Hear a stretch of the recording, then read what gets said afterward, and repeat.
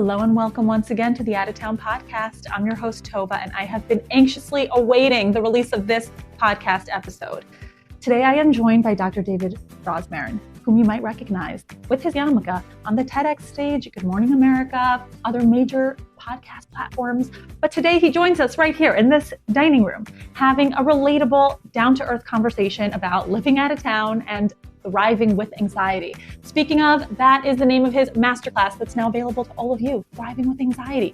The link's below, and with the code TOVA, T-O-V-A, you get a special discount. If you want to hear how the steps in that masterclass will change your life, just stick around to the end of the episode. Hear for yourself. And with that, let's go there.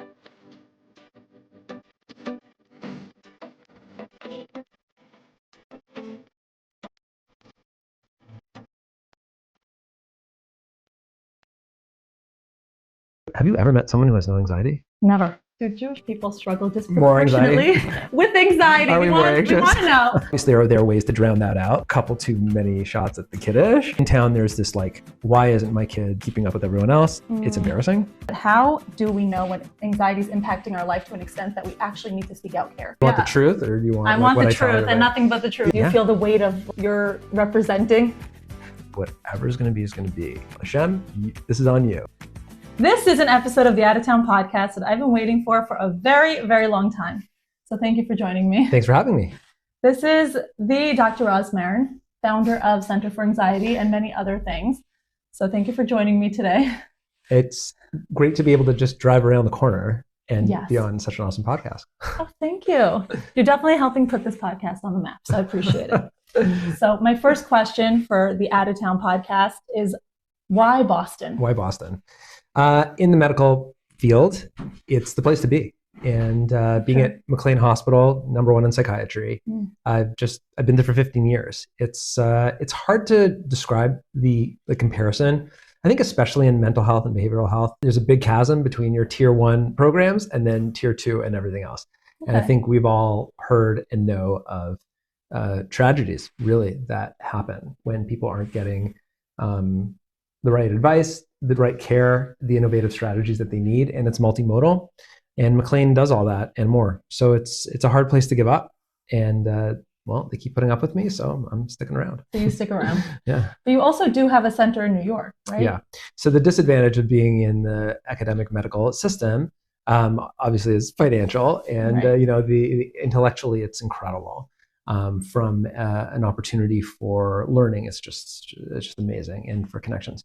But there's a need to diversify one's financial portfolio.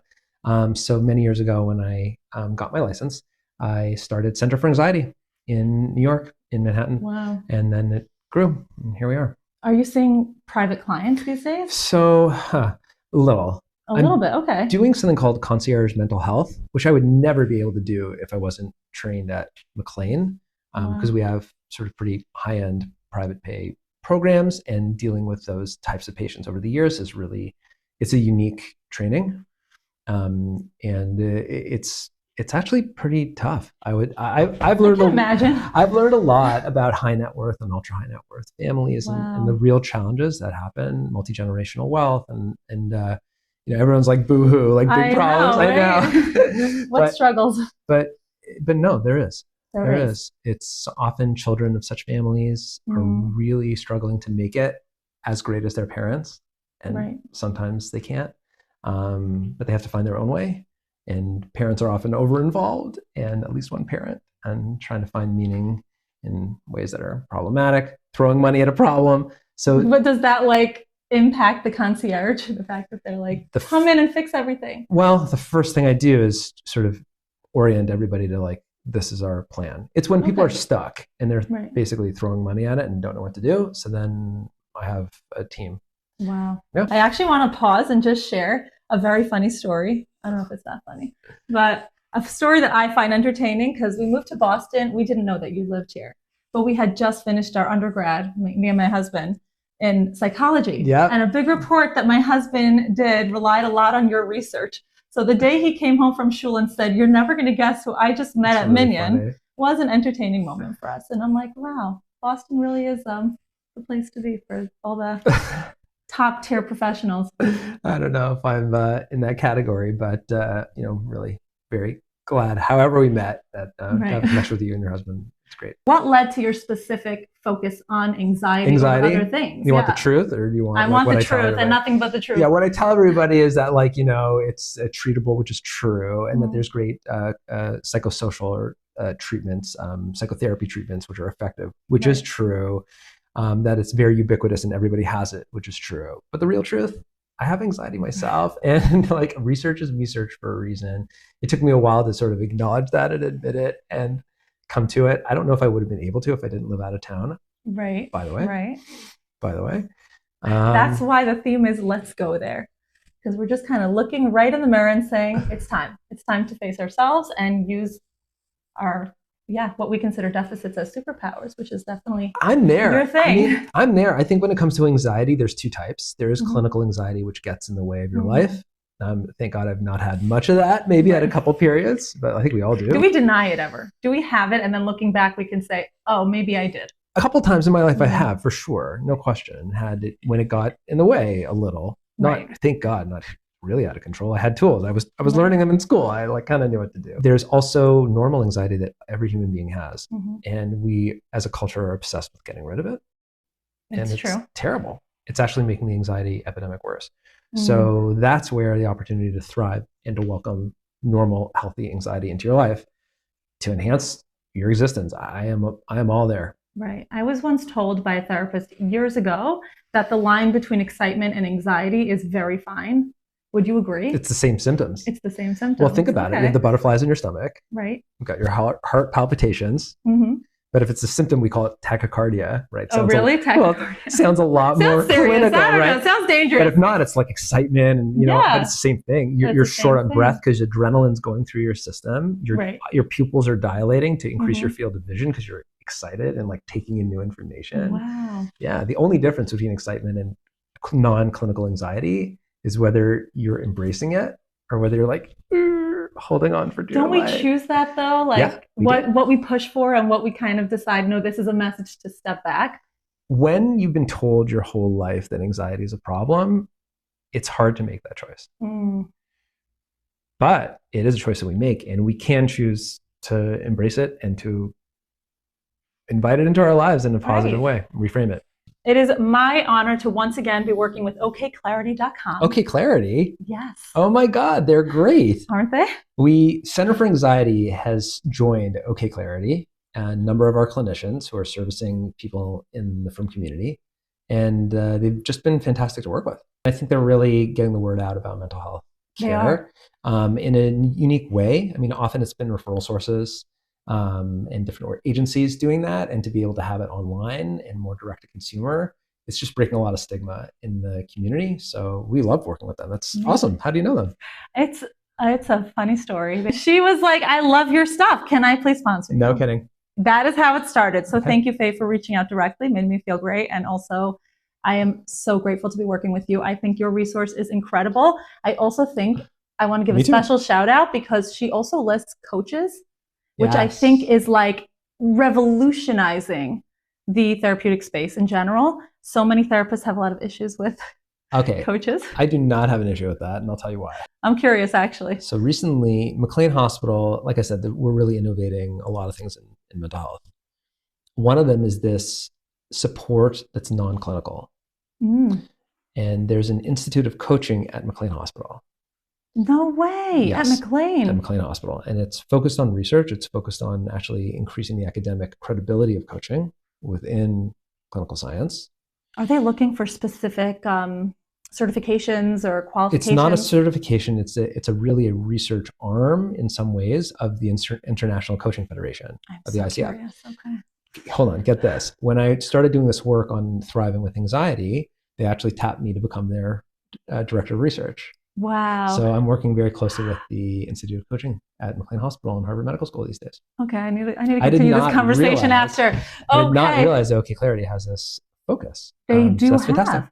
Yeah. It's great. And not just wellness coaches. It's also emotion code or life coaching, which is very generous. Do Jewish people struggle disproportionately with anxiety? Are we more anxious? We want to know. Statistically, no. Statistically, no. No. Okay. I have not seen any studies that suggest that Jewish individuals have more anxiety than our non-Jewish comrades. Maybe a little more depression among men. There's Interesting. some data on that. Gender differences are more pronounced in depression and mood disorders among non-Jews. Women have 2 to 1 usually, historically. Okay. Twice as many women relative to men in the general public will develop depression over the lifespan. Okay. Among Jews, it's about equal. It's about equal. Okay. And I think that there's a spiritual sensitivity that men in particular, especially in the Orthodox world, are sort of brought into from davening and from learning and from just relationships. And, obviously there are ways to drown that out, like a couple too many shots at the Kiddush. The Kiddush club, right? Yeah, the Kiddush club culture, I don't feel has infiltrated us here in Boston. That's one of the reasons I'm here. I mean, I think relationships are a lot more real when you don't have to keep up with everyone. Yeah, and when you can't get lost in the crowd by making choices that are unhelpful. Right. There's more accountability in our community, I would say. Yeah, to some degree. But healthy accountability, not showmanship. Yeah. One of the special perks of living out of town is that we get such incredible guests and opportunities, and I'm just so thankful that I get to share it with all of you. Thank you to our sponsors, L'Zecher Nishmas, Elisheva Pesha, Bas Yehuda, Mir Neshama Have an Aliyah. Does our faith help us then through that? Good question. Spirituality and religion can have positive and negative effects. For sure. When it comes to anxiety, orthoprax, or being a practicing religious faith, has no impact on your anxiety. It's not positive, and it's also not negative. It's not associated with more obsession or compulsion. Interesting. There's this sort of like lore of people who are more religious having more OCD. It's not true. If you have OCD and you're religious, your OCD will have religious themes. Right. Okay. Right? But it doesn't cause more OCD. Internationally, there's data on that. When it comes to anxiety, there's really no effect. But the internal world of spirituality, faith, prayer, davening, bitachon, no question. I did my dissertation on bitachon and anxiety, way back. It's 20 years ago. Oh my God, getting old. There's definitely what to be said about the internal world of spiritual and religious life that can protect, to your point. But some people struggle with their faith, and they struggle like, why is Hashem doing this to me? And they, that can create a lot of existential and interpersonal angst, tension within families. Why are they acting that way? Why aren't they? Does understanding help also? Some people like to name it to tame it. Does knowing more actually affect how we feel, or is it just a tool that we can use in some other way? Both. I've seen I think there's a lot of family dynamics in the Orthodox community, in the Frum community. Yeah. Maybe less so out of town, by the way. Okay, maybe. I think so. But certainly in town, there's this like, why isn't my kid keeping up with everyone else? It's embarrassing. What if other people find out about what's going on? And there's this sort of like a bit more. So sometimes that knowledge that you have of your kid's struggle or whatever it is can actually make it worse. Wow. Depending on what's going on. But it shouldn't. It should be a context for understanding and for connection and for bringing them in and for figuring out what they need. That's what it's for, like being healthy. I noticed that you were posting that where were you recently? In Venezuela? In Chile? No, where were you? I was in Brazil. You were in Brazil. I was so off. You were in Brazil and you met with people, you were talking about something to do with also spirituality and psychology. Yeah. I found that fascinating, but you had only posted like a tiny little caption. So I wanted to ask you if you could share a little bit about that. Sure. So it's the center of my McLean Hospital research portfolio is on spirituality and mental health. Wow. Yeah. That's really cool. Things. Yeah. Again, one of the reasons I stick around. You're able to do like literally just out there research in a very niche area and really push to. So how does it show up? Like, and what kind of studies? I'm just curious. I've been doing this work for 15 years here. This is my academic work. Published about 100 studies on it. So hard to say where to start. Wow, that is a lot. But I'll give you a couple pieces of data that I shared with the folks in Brazil. One of them is that 60% of our patients here in Massachusetts, which is not exactly a religious fundamentalism hotbed, right? Like super liberal. Not at all, Not at all, like zero. 60% of our patients want to have conversations about spirituality and religion with their therapists. Really? Mm-hmm. Okay, that's interesting. Mm-hmm. Yeah, fascinating. I never would have guessed that had I not studied it. And when we offer spiritual care, about 60% of our patients actually show up voluntarily. Okay, that is interesting. I'm surprised to hear that. I thought it would have been 10 or 20. I'm not even going to get into how we figure that out and how you document that, but that is I'm happy to share my studies. Really the way that I'm like filing it away right now. Just like I was just in one of the only mixed faith environments that I've worked in, right, when I was in Chicago. And the amount of people who wanted to stop me, not to network, but just to talk Judaism, was amazing. But I wear my yarmulke. Amazed at that. I wear my yarmulke at McLean. I get stopped all the time. Really? With patients, staff sometimes. Do you feel the weight of like you're representing? Yeah, I mean, I think of myself as a bit of an ambassador to that world, to the academic psychiatry world. So I like it. Like I kind of thrive in that. In Brazil, I was at the Congress of Psychiatry, the Brazilian Congress of Psychiatry. Wow. Yeah. So I like it. I mean, I love, I got in front of 400 people there, had professional translators in the back. I saw the headphones. I'm like, that's really cool. But also the fact that I'm sure that people are surprised that Orthodox Jews care about this or work on this or aren't like, I mean, I know that Freud, let's say Jewish, but the fact that we're into like modern day mental health. It was called the Jewish science. Are you serious? Yes. It's called the Jewish science? Yes. And interesting. Jews are disproportionately present within psychiatry. In fact, to the point that since October 2023, I've actually not really experienced a lot of anti-Semitism at all because I'm in the psych department, and a lot of my colleagues, a lot of the people are Jewish, not particularly religious, but have a strong Jewish identity, and they've come over and. If anything, I've had more connection. That's pretty cool. Is there a difference between being anxious and having anxiety? Yeah. Okay, what's the difference? Let's hear it. When you say having anxiety, I assume you mean clinical anxiety. And because they say I have anxiety, I assume what you mean is an anxiety disorder. Let's just back up a second. When it comes to depression, we talked about depression before. People talk about sadness, which all human beings have. And then we talk about depression, which not all human beings have had. That's a discrete period of sadness, which gets in the way of your life. Even though that's like a numbness for so many, it's still considered. Either one, either sad or numb or anhedonic, not enjoying things. But that's the constellation where at a certain point, it gets in the way of your existence. We don't bifurcate. We don't distinguish between anxiety being clinical and normal. We use the same word, anxiety. Yeah. Right. So when somebody says I have anxiety, though, I assume what they mean is that I have anxiety that's causing me a problem. Being anxious is actually, let me ask you, have you ever met someone who has no anxiety? Never.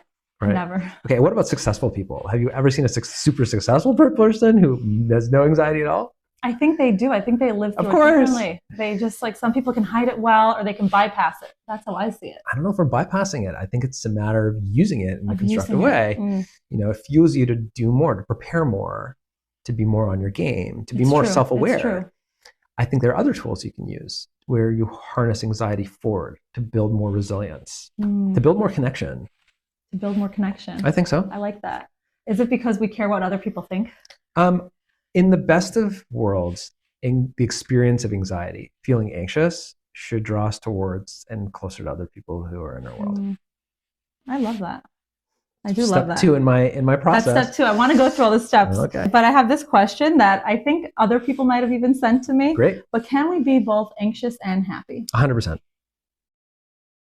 100%. I mean, we said before, nobody has zero anxiety. Right? So if there's anybody who's happy, then right away. Is that like a dialectic approach or just in general, people can be I think it's just not true that anxiety can be eliminated from your life. Like there's something called adrenaline. You have it. There's actually a test which is done for babies at birth to make sure that they have a fear response. And if they don't, then they're usually not going to make it. Really? Yeah. I don't know. Is that the Babinski? Or whatever that. Well, it's like either a sound is emitted and then you see whether the baby has a startle response, or the baby's like lifted up like 3 inches off and then they drop back. And if they don't startle, like you call in a neurologist. Those are dangerous cases. Like you have to have some degree of response to threat. So you're really offering that connection between why that's important at childbirth and how it presents in adulthood.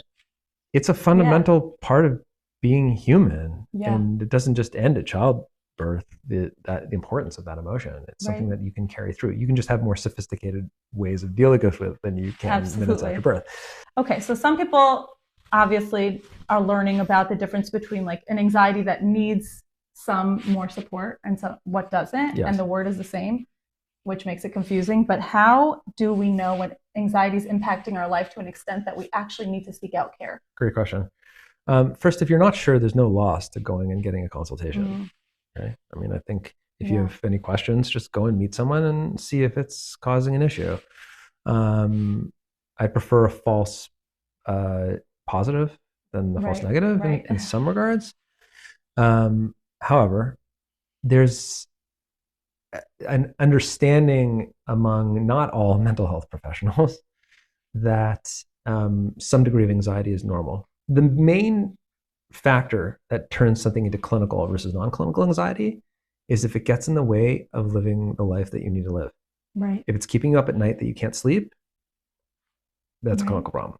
If it's getting in the way of you performing in your job or completing classes or dating,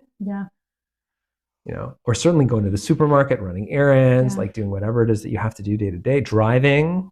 Yeah, there's so many different ways that it can manifest. There's like freezing, avoiding, agoraphobia, things like that I would say seem to me like stress response or anxiety response. Yep. And you deal with the whole gamut. Sure. Yeah. I want to make something also an important point here. Sometimes people have severe anxiety in a certain area, but it doesn't really interfere with their life. Really? Yeah. So they're just anxious about a certain like experience, like let's say flying a plane, and if they don't go on a plane, they're fine. But they don't need to. Like they really just never gets in the way. It's hard to say that that's like a clinical issue. Right. There are medications though that people do. That too. It doesn't get in the way of their life. They have ways of sort of navigating around it. And it's so that's considered doable. Like that's manageable. For them. Yeah. Okay. Are there other ways to manage it? Sure. But I don't know if I'd be so quick to intervene in that kind of case. But then you have other people who have actually low levels of anxiety, but they interpret it as I am a failure. And they're like, I can't date anyone. I'm not going to get married. I'm not going to have kids. Like I'm done. That seems like a shame. It is. Oh, but but it starts, can start with the point of like, something must be so broken. I met someone recently in the concierge mental health case. And shame, by the way, is so common. That's a massive issue now. Huge. I think it's like number one. Cultural? Because it's like in America, for sure, you hear it so often. Especially in wealthy families.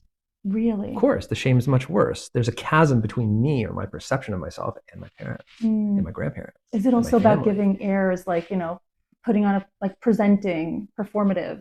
Have to look a certain way because you're a whatever name, but the last fill in the famous last name. Yeah, because you're one of them. And then I think about certain cultures where they're, I don't know, I'm thinking like Israel, right? Yeah. Israelis, and they come at things with this confidence and this clarity, and they're not apologizing, and you don't see that shame peeking through. And I always wonder, like, why? Is it because they're living through survival, like they're more resilient? Is that what it is? Because they've been through more? Is that what makes the shame, like fights away the shame? Thank God my wife and I spent a bunch of time in Israel. She has 3 siblings who live there. Wow, yeah.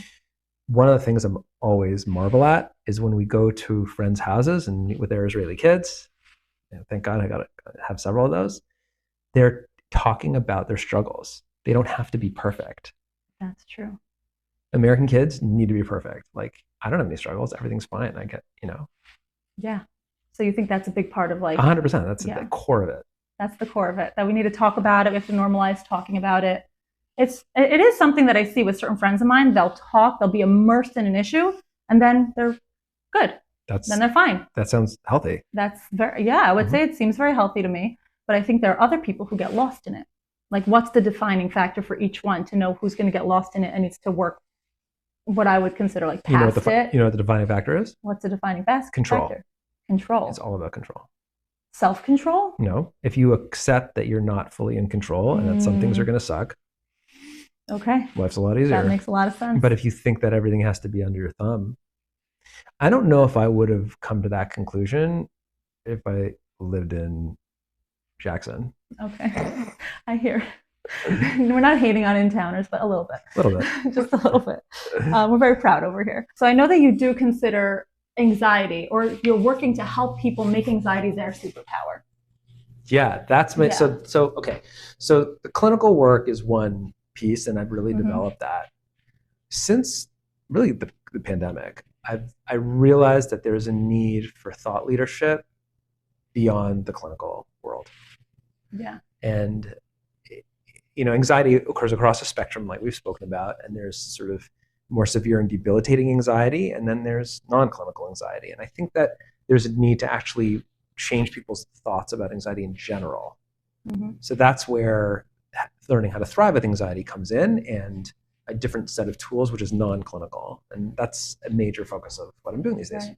That's what I've heard in the TEDx talk. Yeah, oh my God. How many of those are there? So I gave 2. You gave 2. And They're both great. I watched both of them. Thank you. One of them just crossed over 1 million views. Are you serious? No, yeah. Wow, congratulations. Crazy. Yeah, it's terrifying. That's amazing, but you're not giving that speech 1 million times. You just had to do it once. I guess, but I spoke about my own anxiety and like my family. Oh, wow. My marriage. How do you prepare for this? How do you prepare for that kind TEDx? of speech? Yeah. Lots of practice. I mean, it took up a week of my life just to get 12 minutes of soundbite. Well, just to practice it. Right. And writing, I mean, it was probably 20 years of work. In how many minutes? How long was the speech? 12. 12 minutes. Yeah. But I'm assuming you realize that is so popular because it is so helpful. You broke it down so nicely, and Thanks. I want you to share the steps. Sure. Yes, please. Yeah, I'm all about the steps these days. Yeah. You want to learn them? Yes, please. Okay. I have a very hard time memorizing, so we've been through this before. We've discussed this already, and I need to relearn it. So. I need to relearn it too. Good. This will be a good chazara, a good review. Emotional learning. Mm-hmm. Okay, step 1, and these are steps not to get rid of your anxiety, but to actually use it to thrive in your life. Right. If you have clinical anxiety, these steps are not sufficient. You need probably some sort of intervention, whether that's a therapy or medication or both or whatever it is. Right. So these can still be helpful if you're grappling with clinical anxiety, but they're not a replacement for therapy. And I want to be clear, this is sort of 20 years of clinical wisdom, which is intended to apply to normal, healthy anxiety that's not debilitating. Okay. Deal? That's a deal. That's a good deal. I just don't want to misrepresent. Okay, so step 1 is identify. Step 2 is to share. It's a good one. Yeah. Step 3 is to embrace. And step 4 is to let go. I feel like 2 and 4 are very hard ones for people. It's funny you say that. Most people are pretty good at 1 or 2 of them. And the other ones, they're like, oh my God. Okay. So it's like personal. Every person has different ones that are hard for them. For sure. Okay. I used to be terrible too at sharing. Really? Yeah. Terrible. Harvard, some people have to vent. Psychiatry, you're crazy. You can't share your feelings. That's insane. I feel like certain people or certain professions don't feel like they have the freedom because what if it's like, especially in psych. I think also it used to be that people consider their psychologist, psychiatrist above these issues. Yeah. And now I think we started realizing like we study them because we need the help. We have the curiosity. We've experienced things in our own lives. Almost always. And now it's like that relational, well, this is a whole other topic, but that relational like compatibility between a therapist and a client is part of the work now. 100%. Yeah. Especially in the age of AI. But I worked on it. I worked on number 2 and I've gotten better at it. But I think working on it is key. People can say, oh, what's it like to work on it? Be honest about it. Share your feelings. Use it to benefit you, your career, your relationships, all that stuff. Yeah. So number 4 is still the hard ones for me. Letting number go. 2 is always. It must be funny to other people that as Jewish people with such a deep faith, that the letting go part is the hardest for so many of us. For so many, but for others, they're actually great at letting go. Really? But they don't face their anxiety. They're not embracing it. So what are they letting go of? That's a good question, but they're not actually like really doing the work to let go at a higher level. I would say I put these in a sequential order for that reason. Right. I don't think you can fully let go unless you've spoken to someone about it and feel connected. And feel connected to a person. Yeah. Okay. We need that. There are so many people who process first, share later. What do you say to that breakup of the order? That's exactly the order. Process, the first one is identify. Identify, and then number 3, which is embrace. So that's when you face let your go, fears. and then what if then they're willing to share? Listen, it always goes, like it helps to do to do both. It's very hard to let go and embrace though if you don't have someone who's with you for the journey. And self-compassion, I'm sure that's a therapeutic skill or learning that so many people are trying to get to. That must be part of it too. It's a thread throughout all, but especially the first one. Even more so in the first one. Identify is about not judging yourself for feeling anxious. Did I mess up your audio there? That's okay. I'm judging myself for it. Feeling Please terrible, do. especially with this little like fuzzy thing. We call it the strimal. Okay, back to earth. Identify. Yeah. Part of the core of identify is, why are you feeling anxious? What are you anxious about? And if you're coming with self-judgment and getting upset about it, you will never just process it. I have this practice, which I've learned. Whenever I get charged with anxiety, which happens at least a couple times a month, if I'm being honest, right. Within 24 hours, I'll go for a 10-minute walk and just process. Right. While I'm walking, I'm thinking, like, what was that about? Why did you have such an intense reaction? Why? Right. I think walking is becoming like the cure-all for a lot of these stressors. Just in general, giving yourself time to move, like the physical aspect, but also just the walking is considered like a healing experience for so many people. Yeah, I'm not talking about walking and listening to a podcast, though. Yeah. Even such a great podcast as this. Right. I'm not talking about listening to music or sheer just zoning out. Just focusing. It's actually asking yourself the question, what's at the root of my anxiety? Right. What am I really afraid of? And I can see how this can lead to like strengthening relationships, especially if you're turning to someone meaningful in your life who can really hear you and understand you and now you're talking. Not judge you. Now you're talking. That's share. That's step 2, where you actually use that anxiety to draw close to somebody who you trust.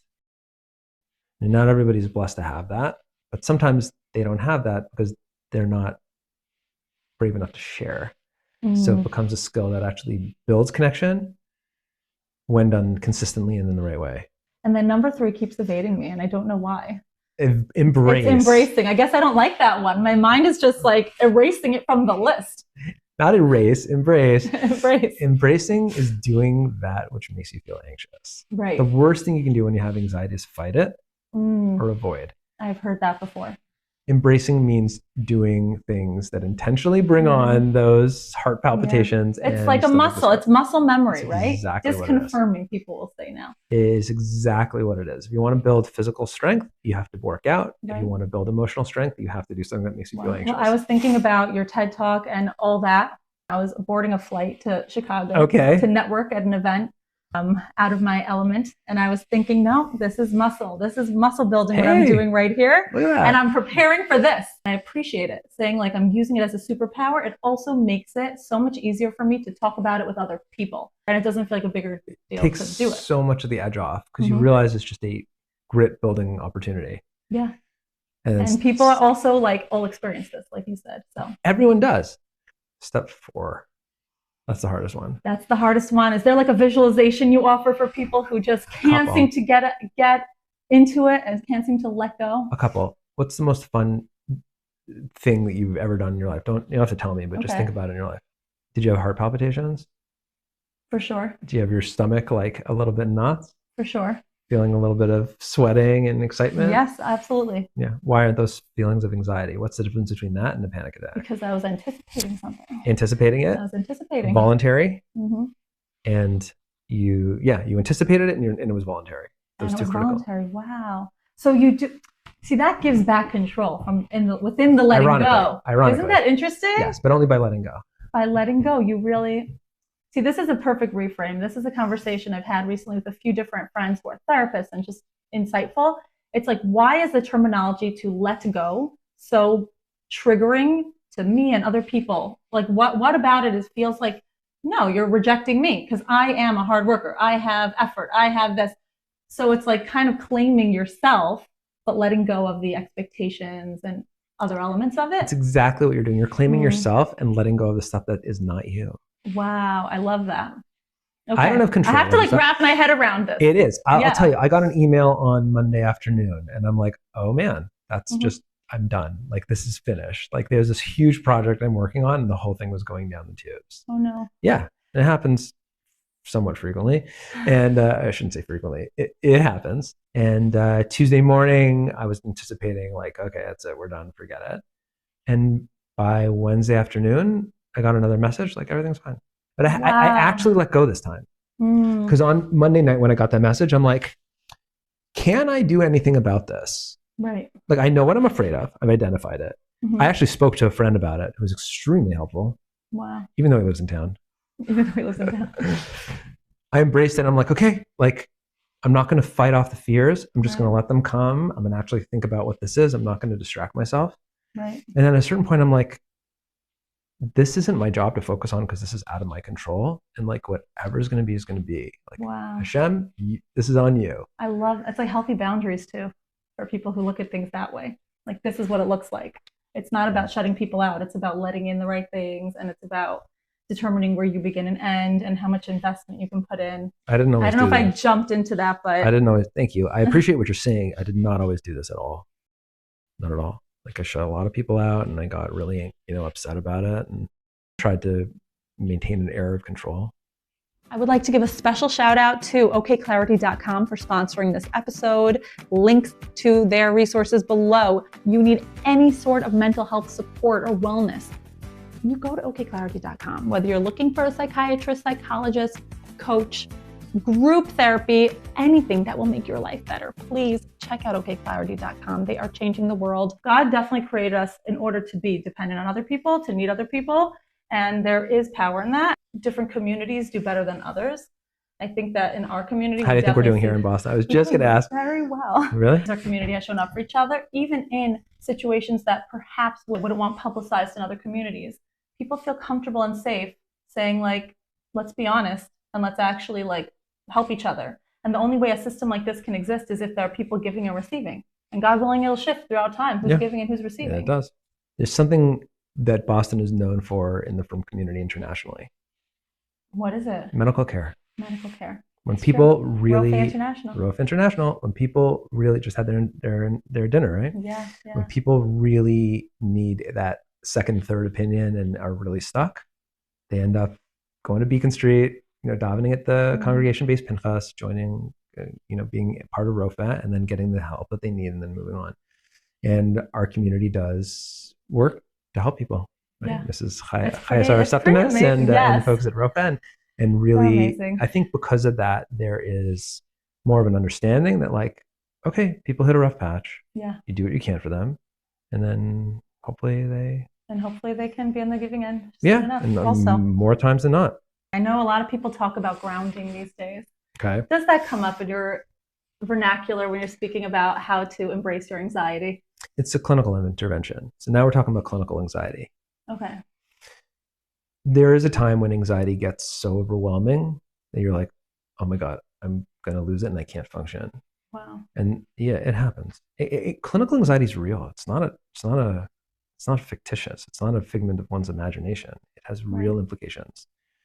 And that's when medical intervention, therapeutic intervention is necessary. Yeah, but grounding can be tools that people use, people who are prone to panic attacks or things like that. So this is where it gets interesting. When you're using clinical tools for non-clinical anxiety, I think it makes it worse. Really? Yeah. Why is that? Because you're sensitizing yourself that anxiety is a problem as opposed to learning how to use it in your life. I hear that. This has been a shift in my thinking the last 5 years. I used to think all anxiety was a problem and needs intervention. Yeah. And I said before, like, if you have a doubt, go get it. Because in a public forum, that's what I'm going to say. But like, I think at the same time, we do overdiagnose low levels of this normal emotion. Right. And we need to learn how to use it first. And if there's residual anxiety that gets in the way, then use clinical interventions. That not everything is an issue, and that if we become too sensitive to it, we're going to make things that aren't issues into issues. So this is one of the McLean hospitals sort of leading this edge. And a lot of my colleagues are fed up with overprescription, with overdiagnosis. Right. And like, we work in an acute psychiatric ward, like there are acute psychiatric. We work in an acute psychiatric hospital, so we see people at the worst. And yes, they definitely need intervention to the nines. But there's so much more just normal stress that does not need to take up healthcare resources. This is like also maintenance, like self-care maintenance, that kind of thing. Mental health maintenance. Meeting, mentorship. Yeah. My masterclass. That's the masterclass. I was just about to say, what are the steps for overcoming and utilizing our anxiety? But we spoke about that. Identify. So tell me about the masterclass. Share, embrace, and let go. Absolutely. And that's something you obviously share in this masterclass as well. It's built on that. It's built on it. 20 brief videos between 3 and 10 minutes each. And it's broken up into 4 segments, 5 videos per segment, 1 on identify, 1 on share, 1 on embrace, and 1 on let go. And you can go back to it. So people are using it. We've had like I don't know, several hundred signups and getting great feedback. And I think the difference is it's not a tool to get rid of your anxiety. It's a tool to use it. Right. Not a clinical intervention for subclinical, but it's for really everything. Creating connection. My favorite module is that second one, where I'm actually trying to teach people how to use their anxiety to create more love and connection in their lives. I do love the sound of that, because that's what vulnerability is at the end of the day. Brene Brown. Yeah. Embrace your inner Brene Brown. Though she studied shame, but which is where it ties in also. But it is amazing how we can break down like healthy intimacy and connection by working through a vehicle of anxiety. And you can actually get to such a healthy, satisfying place. And you don't have to work through, get rid of anything. You can stay yourself, even if you're more anxious, you can still have the same quality relationships. Tell you something I came across. When people are angry at others, especially in romantic relationships, especially with couples, almost always anxiety is at the root of it. Really? Well, I'm mad that you didn't do this because you don't respect me. I'm afraid you don't respect me. I'm afraid I don't really matter to you, or I don't really matter at all. I think that you don't care about me. I don't fully trust that you're there for me. Wow. That's usually the panemias, right? That's usually the inner core of that outer shell of anger. Wow. So embracing the anxiety aspect of it, the inner side of it, and then expressing it like, hey, I'm having trouble with something that happened, but it's not because of what you did. It's wrong. It's because of how it affects me and how I feel. Wow. That's very vulnerable, very scary. And it draws a person, if they're a trusting partner, a trusted person, they'll usually draw closer to you. Yeah. But it takes practice and skills, and I've sort of scaffolded that. And that's section 2. I love that. This is something I spoke about actually at a Chabad event on Sukkot. So I was just basically making a comparison between like the holidays, like the Yom Tovim, and like how to build intimacy, and how Hashem gave us like such great instructions. Like we come closer because of like the anxieties and the fears we have. We're doing teshuvah, look what I did wrong, and how then we celebrate in the sukkah, right? In this union that's strengthened. Where you're completely vulnerable to the weather. And completely vulnerable. And I was learning that, and I shared what I was like picking up on, but you just basically validated that. Interpersonally, it's the interpersonally corollary of it, but it's really nice. Thank you. Nice idea. I think we learn a lot from the From Life, and that's something you're talking about, building connections between people. I love, that's really why I do what I do. I want to connect people. I want people to feel normal also, because so much of the shame and why people don't want to come forward with it is because they're scared then they're not going to belong. Then they're not going to have connections. They're not going to belong and be normal. And really at the end of the day, what you're saying is it's all normal. It's all normal. And we all have this, and we can even connect greater because we all have this. So we're talking about Boston. Let's do it. Yeah. There are a lot of people, I think, in our community who are extraordinarily brilliant. Mm-hmm. And with that sometimes comes at the expense of social. Right. Book smart versus street smart. Book smart versus people smart versus street smart also. Okay.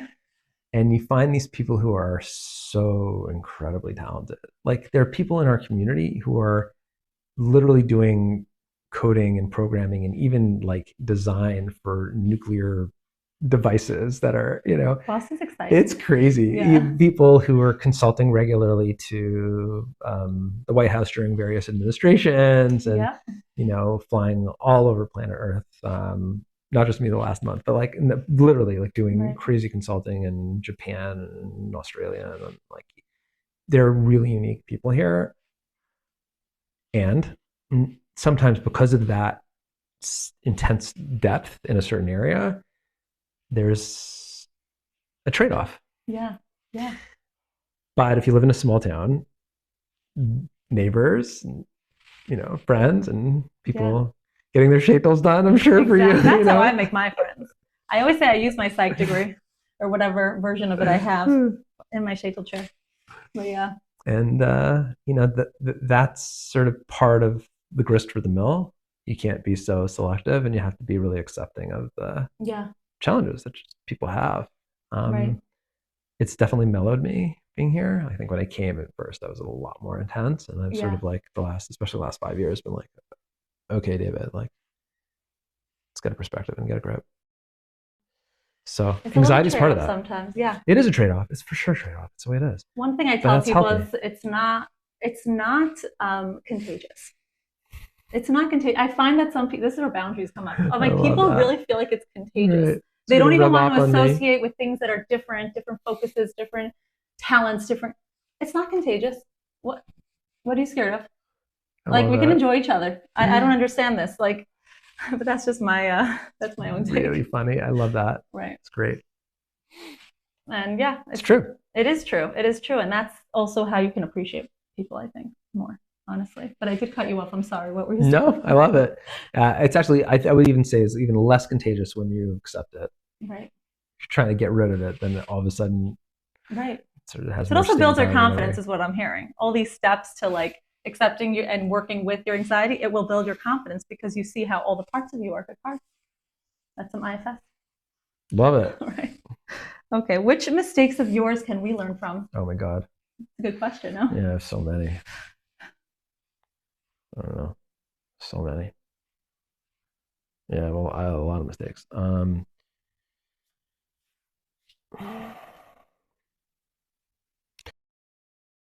I think if there's been any arc over the last 5 years, it's been the interpersonal piece for me, and it has not been an easy climb. I think I'm much more naturally driven towards getting things done and accomplishing things, whether it's writing papers or presenting or building systems or hiring people or running stuff. And I think for many years I did that at the expense of connection, and I just realized, or I had to realize, that there had to be a shift.